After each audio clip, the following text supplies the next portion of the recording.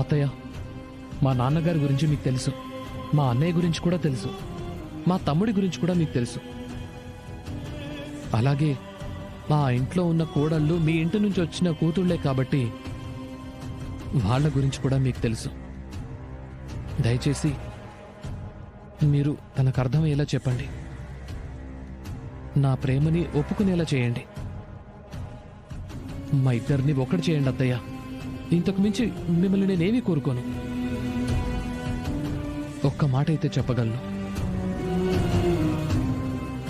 వర్షని నా ప్రాణంగా చూసుకుంటాను అత్తయ్య. తనకెక్కడ ఎప్పుడు ఏ ఇబ్బంది రానివ్వను.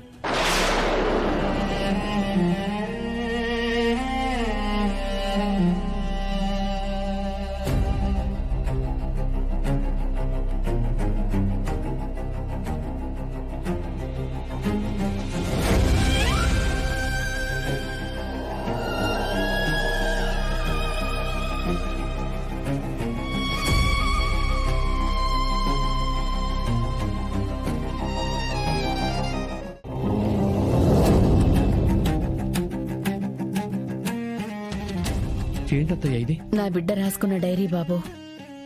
నీ మాటలు విన్నాక, మీ ఇద్దరిని అలా చూశాక మీ పెళ్లికి నేను కూడా ఒప్పుకుందామని అనుకున్నాను. మీ ఇద్దరిని ఒకటి చేద్దామని ఆశపడ్డాను. కానీ తన మనసేంటో ఈ డైరీలో ఉంది. ఈ డైరీ చదివిన తర్వాత తన మనసులో ఏముందో అర్థమయ్యాక ఈ పెళ్లి జరగకపోవడమే మంచిదనిపించింది.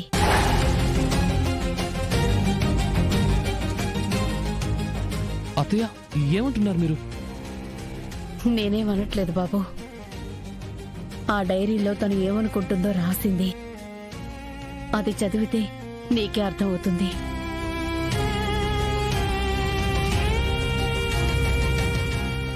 అత్తయ్య, అత్తయ్య!